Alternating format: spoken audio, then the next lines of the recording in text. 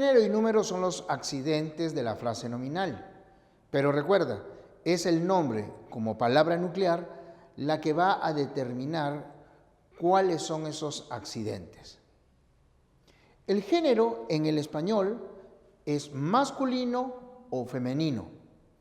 El masculino es el género no marcado, por eso tiene un uso genérico, mientras que el femenino es el género marcado, por eso tiene un uso específico. Es necesaria esta acotación porque la tendencia última de un lenguaje denominado inclusivo nos puede hacer dudar. Cuando nos dirigimos a un grupo constituido tanto por varones como por mujeres, basta con el uso del masculino porque tiene esta naturaleza genérica. Es decir, si entro a un salón, digo, señores, buenas tardes, alumnos, buenas tardes. Las duplicaciones como niños y niñas, señores y señoras, alumnos y alumnas son circunloquios innecesarios, salvo que se empleen como vocativo, de repente por traslación del uso de un par de nombres heterónimos, es decir, nombres diferentes para designar según el sexo. Entonces, ese de damas y caballeros, ¿se dan cuenta? Son palabras distintas. Entonces, como vocativo, ¿no? Niños y niñas, bienvenidos a esta fiesta. Señores y señoras, su atención, por favor, ¿no? Es un uso retórico. Pero fuera de ese contexto, la verdad es que el circunloquio es innecesario. Hay sí formas de evitar ambigüedades. Si yo digo, a ver, los alumnos deben presentarse mañana trayendo una banda, entonces, ¿qué? ¿Solo los hombres? Entonces, todo el alumnado es mejor, ¿no? O todos los estudiantes. Siempre hay formas de evitar la ambigüedad. Pero el uso de arroba como marca para ambos géneros o el uso de la e como marca para ambos géneros son disparates lingüísticos. Atención. Género, entonces, a partir de lo que he dicho, espero que se entienda, no es sinónimo de sexo. El género es una marca gramatical y el sexo es una condición fisiológica.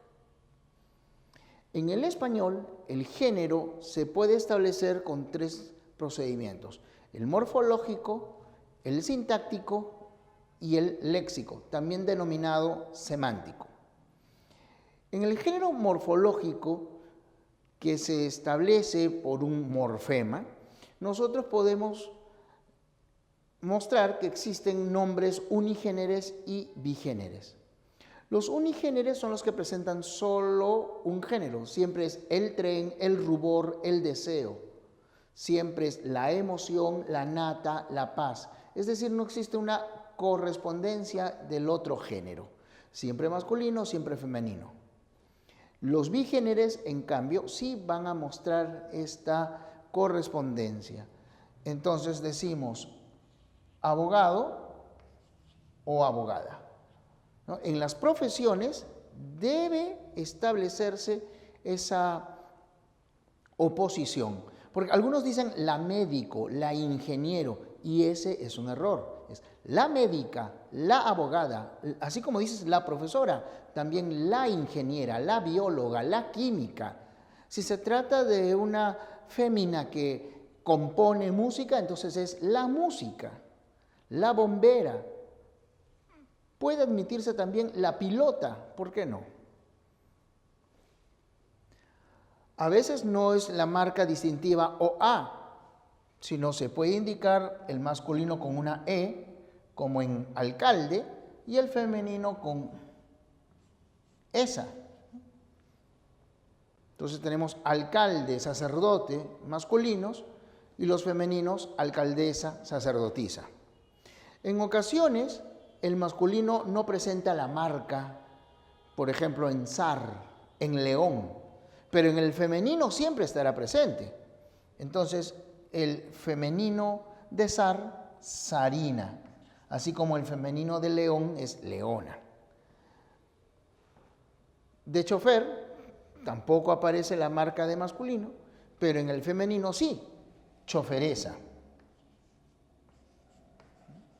A esto nos referimos cuando señalamos que es el género no marcado, ¿no? Ya se asume como masculino porque es genérico.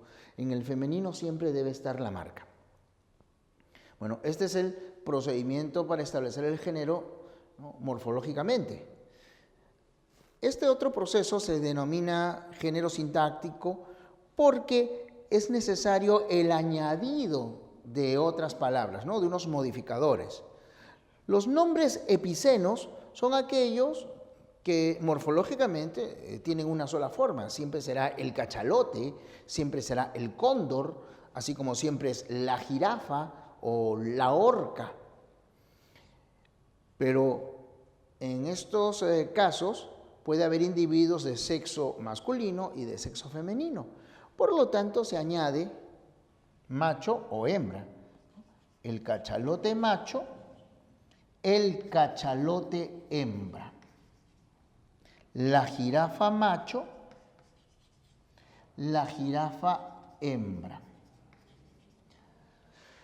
El uso ha incidido bastante en que se vaya generalizando también la marca de género para animales. Entonces se dice elefante, elefanta, paloma, palomo, rinoceronte, rinoceronta.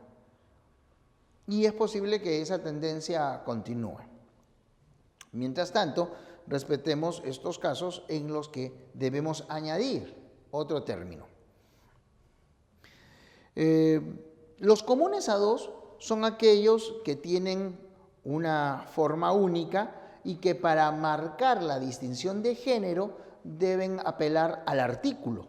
Entonces, si se trata de un varón, el artista. Si se trata de una mujer, la artista. De la misma manera, el gerente, la gerente. El astronauta, la astronauta. El adolescente, la adolescente. El atleta, la atleta. Son pocos casos, así que conforme tú leas más, vas a ir asimilándolos y vas a ir consolidando ese recuerdo, ¿no? Los vas a ir grabando. El tercer proceso, como dije, es el de género léxico o también llamado género semántico. Aquí se apela a una palabra diferente para establecer la distinción. Por eso es que a estos nombres se los llama heterónimos. Hetero, diferente. Son los casos de toro, vaca, carnero, oveja, caballo, yegua, varón,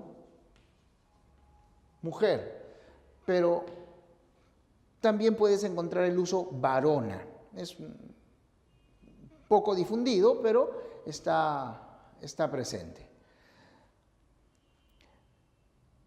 Existen, además, palabras cuyo género es ambiguo. ¿Eso qué significa?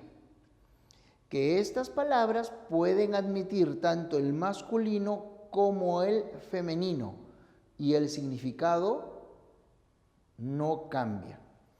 Entonces, puedes decir el azúcar o puedes decir la azúcar.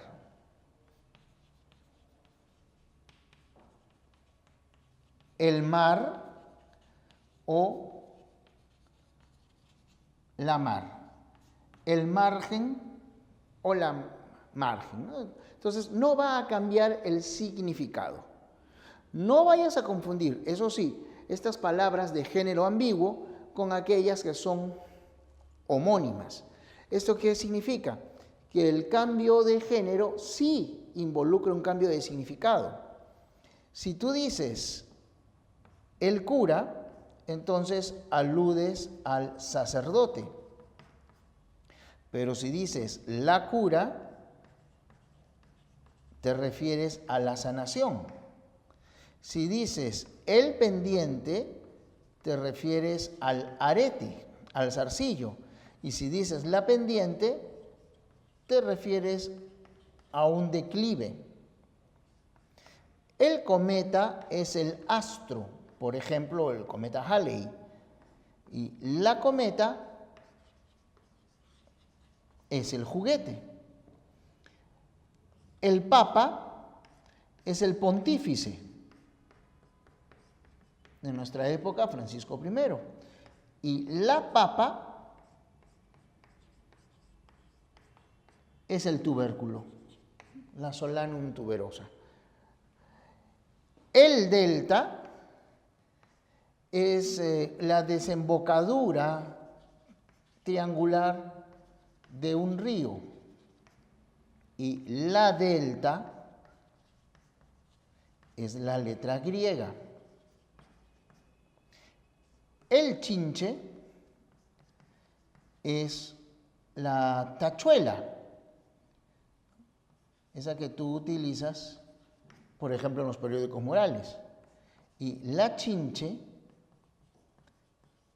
es un insecto. El coma es un estado, ¿no? Es una condición médica, y la coma es un signo de la puntuación.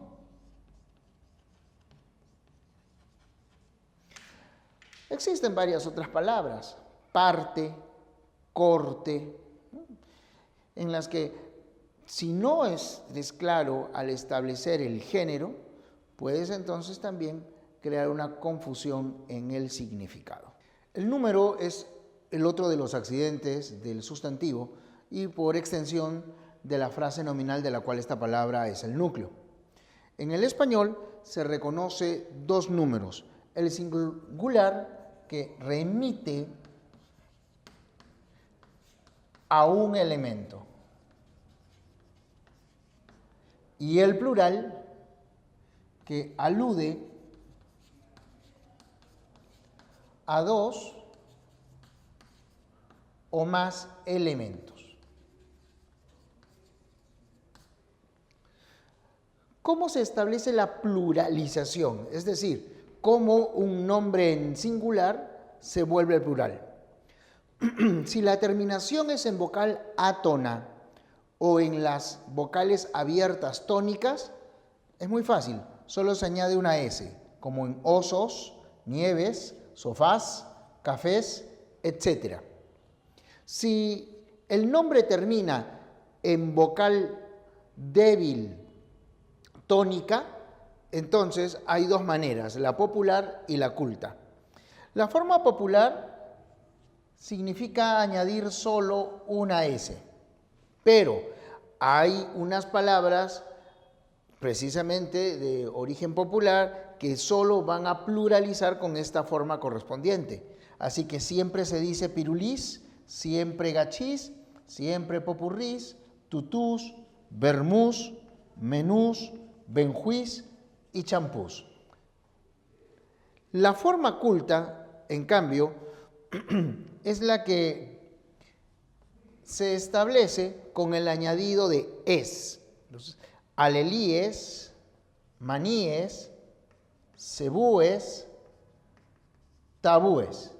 Pero así como hay palabras que solo admiten la forma popular, hay otras que solo admiten la forma culta. Es el caso de los gentilicios como israelíes, iraquíes, bantúes, hindúes o de algunos cultismos como carmesíes. Si la palabra, por aquí por favor, termina en L, N, R, D, Z o J, Entonces, la forma de pluralizar es añadiendo es. Mira aquí. Cónsules, leones, temores, paredes, jueces o relojes. Pero atención, si los nombres esdrújulos acabados en consonante, al pluralizar, cambian la posición de la sílaba tónica. Entonces, si la palabra es espécimen, al pluralizar, queda en especímenes. Si la palabra es régimen, al pluralizar, queda convertida en regímenes. Otras van a permanecer invariables. Generalmente esto ocurre con las voces provenientes de lenguas clásicas. Entonces es el asíndetón y los asíndetón. El polisíndetón, los polisíndetón. Pero para la palabra hipérbatón, el único plural reconocido, el único plural válido es hipérbatos. Si los nombres son monosílabos o términos agudos que terminan en S o X, la forma normal es a través del es. Buses, compases, toses, boxes, faxes.